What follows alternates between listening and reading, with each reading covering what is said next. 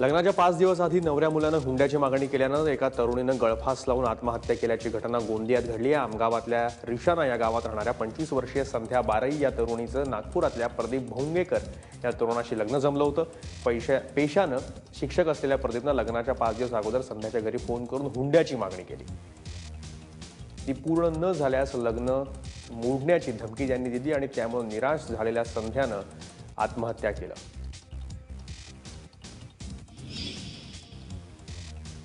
बुलढाण्यातल्या खामगावमध्ये आदिवासी आश्रमशाळेत विद्यार्थिनीवर झालेल्या अत्याचाराच्या निषेधार्थ नागपूरमध्ये आदिवासी बांधव रस्त्यावर उतरले होते। नॅशनल आदिवासी पीपल्स फेडरेशननी संविधान चौकामध्ये निदर्शनं करत या प्रकरणातील आरोपींना फाशीची शिक्षा देण्यासोबतच या प्रकरणाचा खटला फास्ट ट्रॅक कोर्टात चालवावा, अशी पीडित विद्यार्थिनीला 10 लाखांचं सानुग्रह अनुदान द्यावं अशा मागण्या केल्या। सोलापूर जिल्ह्यातल्या ऊस उत्पादकांना 3500 रुपये प्रमाणात दर देण्याची मागणी केली जाते। बळीराजा शेतकरी संघटनेनं ही मागणी केली असून ती मान्य न झाल्यास मुख्यमंत्र्यांना सोलापूर जिल्ह्यात पाय ठेवू देणार नाही असा इशारा देण्यात आलाय। तसंच 2 दिवसात निर्णय न घेतल्यास 10 नोव्हेंबरला मंगळवेढ्यात होणाऱ्या गाळप शुभारंभ सोहळ्यामध्ये आत्मदहन करण्यात येईल असा इशारा संघटनेचे नेते संजय पाटील घाटणेकर यांनी दिलाय। सांगोला तालुक्यातील मांगवाडी जिल्हा परिषद शाळेमध्ये एकच शिक्षक आहे। वारंवार शिक्षकाची मागणी करून सुद्धा शिक्षक मिळत नसल्यानं संतप्त झालेल्या ग्रामस्थांनी थेट शाळेलाच कुलूप ठोकलंय। 1ली ते 4थी पर्यंतच्या या शाळेला किमान 2 शिक्षक देण्यात यावेत अशी मागणी 5 महिन्यांपासून केली जाते, मात्र त्याला दाद मिळत नसल्यानं हे आंदोलन करण्यात येत आहे। पंतप्रधान नरेंद्र मोदींची मुस्लिमांबद्दलची सहानुभूती बेगडी असल्याचा आरोप एमआयएमचे अध्यक्ष असदुद्दीन ओवैसी यांनी केला आहे। नांदेडमध्ये झालेल्या सभेमध्ये ते बोलत होते। दिल्लीच्या जेएनयू विद्यापीठातून एक मुस्लिम तरुण 23 दिवसांपासून बेपत्ता असून त्याच्याबाबत तक्रार घेतली जात नसल्याचा आरोप त्यावेळेस ओवैसींनी केला। तसंच भोपाळमध्ये सिमीच्या लोकांचं एन्काउंटर नाही तर हत्या करण्यात आल्याचा आरोपही त्यांनी केला। 10 नोव्हेंबरला मुख्यमंत्री देवेंद्र फडणवीस शरद पवारांचा गड असलेल्या बारामतीत शक्ती प्रदर्शन करणार आहेत। माळेगाव साखर कारखान्याच्या विविध प्रकल्पांचं उद्घाटन मुख्यमंत्र्यांच्या हस्ते होणार आहे। त्यावेळेस भाजपचे किमान डझनभर मंत्रीही या कार्यक्रमाला हजेरी लावतील। चंद्रराव तावरे हे पवारांचे कडवे विरोधक मानले जातात। 1.5 वर्षांपूर्वी रंजन तावरेंच्या साथीनं त्यांनी अजित पवारांच्या ताब्यात असलेला माळेगाव कारखाना ताब्यात घेऊन पवारांना धक्का दिला होता। गडचिरोलीतल्या सिरोंचातील रेती तस्करीसाठी जिल्हाधिकारी जबाबदार असल्याचा आरोप आमदार विजय वडेट्टीवार यांनी केलाय। तालुक्यातल्या गोदावरी नदी पात्रातून दर दिवशी 200 ते 250 ट्रक रेतीची तस्करी केली जाते। पोकलेन जेसीबीच्या सहाय्यानं सर्रास उत्खनन सुरू असून महसूल अधिकारी तसंच जिल्हाधिकाऱ्यांचं तस्करांची साठलोट असल्याचा आरोप त्यांनी केलाय।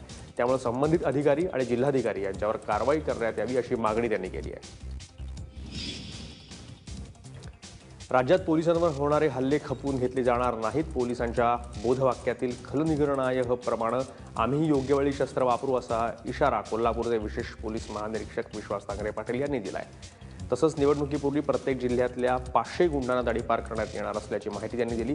तळेगावात MIDC मधील औद्योगिक समस्या आणि उपाययोजनेसाठी आयोजित केलेल्या बैठकीत ते बोलत होते। मुंबई गोवा महामार्गाची अक्षरशः चाळण झाली असून डांबरी रस्ता अस्तित्वातच नाहीये। या महामार्गावर एकतर कित्येक फूट खोल आणि 3 ते 4 मीटर रुंद इतके खड्डे पडलेत। रत्नागिरीच्या बांधकाम विभागाकडून या रस्त्याची कोणतीही डागडुजी करण्यात येत नाहीये। त्यामुळे या विरोधात परशुराम लोटे गावातील नागरिक रस्त्यावर उतरले। आंदोलनानंतर तरी प्रशासन जागं होईल अशी अपेक्षा ग्रामस्थांची आहे।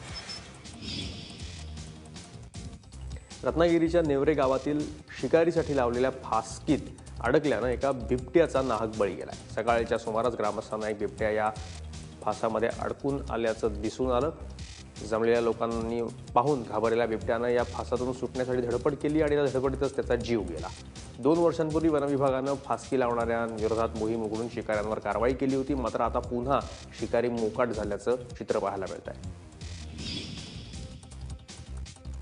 डोळ्यात मिरचीपूड टाकून व्यापाऱ्याचे 1,22,000 रुपये लुटणाऱ्या 9 जणांना नंदुरबार पोलिसांनी अटक केली आहे। केवळ चैनीसाठी या तरुणांनी ही चोरी केल्याचं समोर येत आहे।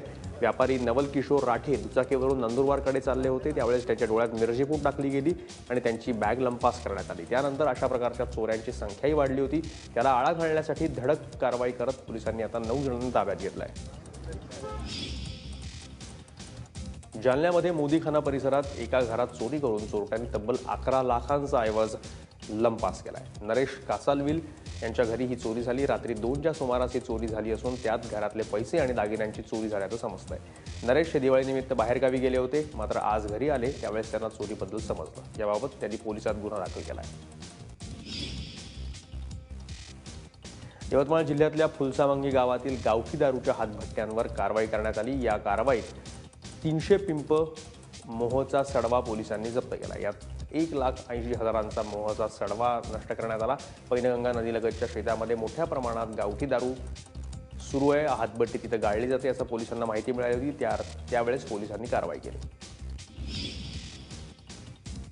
भंडारा जिल्ह्यात वाळू घाट लिलाव सुरू न झाल्यानं वाळू व्यावसायिकांनी अवैधरित्या वाळू तस्करी करायला सुरुवात केली आहे. अशा प्रकारे वाळू तस्करी करणाऱ्या 5 ट्रॅक्टर्सवर मोहाडी तहसीलदारांनी कारवाई केली आहे. या ट्रॅक्टर चालकाविरोधात पोलिसात गुन्हा दाखल करण्यात आला आहे. तसंच दंडही वसूल करण्यात आला आहे. मात्र वाळू घाट लिलाव सुरूच झाले नसल्यानं ट्रॅक्टर मालकांवर उपासमारीची वेळ आली असून ही कारवाई म्हणजे अन्याय असल्याचं वाळू व्यावसायिक सांगतात. श्रीरामपूर नगरपालिकेच्या निवडणुकीमध्ये काँग्रेसचे 2 उमेदवार बिनविरोध निवडून आलेत. प्रभाग क्रमांक 10 ब मधून माजी उपनगराध्यक्ष अंजुम शेख तर 10 ब मधून त्यांच्या पत्नी समीना शेख बिनविरोध विजयी झाल्यात. काँग्रेस विरोधातील महाआघाडीतील विरोधकांनी आपले अर्ज मागे घेतल्यानं काँग्रेस जिल्हाध्यक्ष जयंत सासणे यांना निवडणुकीत आघाडी घेतल्याचं त्यांनी बोललं जातं. अमरावतीत बनावट दस्तऐवज जोडून अल्पवयीनांना मतदार यादीत समाविष्ट करण्याचा प्रयत्न प्रशासनानं हाणून पाडलाय. 240 मतदार नोंदणी अर्जाला बनावट दस्तऐवज जोडण्यात आले होते. या बनावट अर्जात बोनाफाईड प्रमाणपत्र, वयाचे दाखले सुद्धा बोगस असल्याचं नायब तहसीलदारांनी केलेल्या पडताळणीमध्ये स्पष्ट झालंय.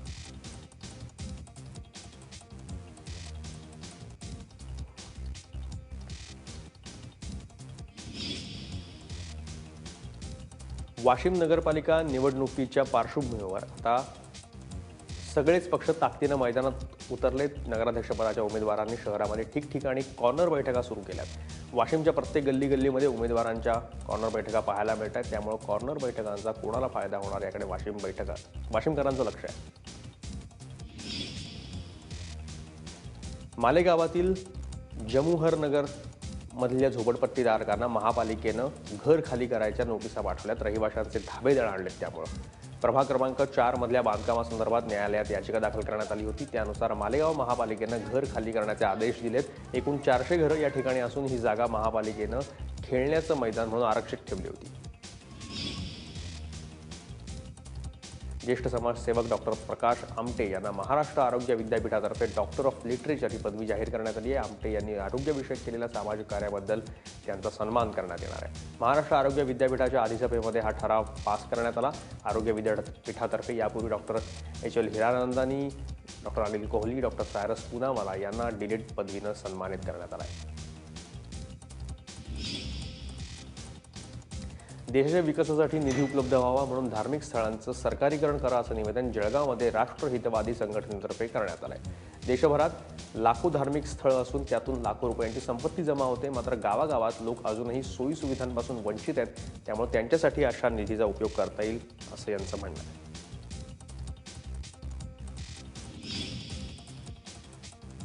मुस्लिम पर्सनल लॉमध्ये कोणतेही बदल करू नयेत यासाठी तहफुफुजे शर्यत कमिटीच्या वतीनं खामगावमध्ये एक जाहीर सभेचं आयोजन करण्यात आलं होतं. संविधानात धर्म आचरणाची स्वतंत्रता असल्यानं कायद्यामध्ये कोणतेही हस्तक्षेप स्वीकारले जाणार नाहीत असा इशारा यावेळेस देण्यात आला.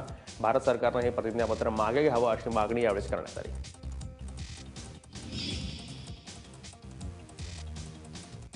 नागपूर प्रादेशिक वन विभागाअंतर्गत भंडारा, गोंदिया, चंद्रपूर आणि गडचिरोली या 4 उपवन संरक्षक कार्यालयातील 84 पदांसाठी ऑनलाईन अर्ज मागवण्यात आले. 7 नोव्हेंबरपासून या भरती प्रक्रियेला सुरुवात झाली असून 12 नोव्हेंबरपर्यंत ही प्रक्रिया सुरू राहणार आहे. गडेगाव लाकूड आगारामध्ये ही भरती प्रक्रिया राबवण्यात येत असून 5 दिवसामध्ये 12,000 पुरुष आणि महिला उमेदवारांची शारीरिक चाचणी घेण्यात येणार आहे. अवघ्या 2 दिवसांवर कार्तिकी एकादशीचा सोहळा आला असताना प्रशासन मात्र ढिम्म असल्याचं दिसून येत आहे.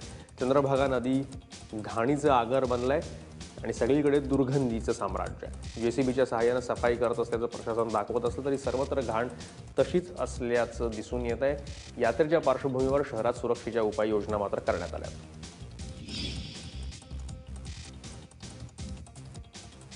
मिरची उत्पादकांचा जिल्हा म्हणून ओळखल्या जाणाऱ्या नंदुरबारमध्ये गेल्या 15 दिवसामध्ये 50,000 क्विंटल मिरचीची आवक झाली आहे। गेल्या वर्षीच्या तुलनेमध्ये यंदा मिरचीच्या उत्पादनात दुप्पट वाढ झाली आहे। जिल्ह्यातल्या अनेक गावांमध्ये लाल मिरचीची लागवड होत असून गेल्या 3 दिवसामध्ये मिरचीचं रेकॉर्ड ब्रेक उत्पादन झालं आहे। या मिरचीला 2,000 रुपये भाव मिळाल्यानं शेतकऱ्यांनी समाधान व्यक्त केलं आहे।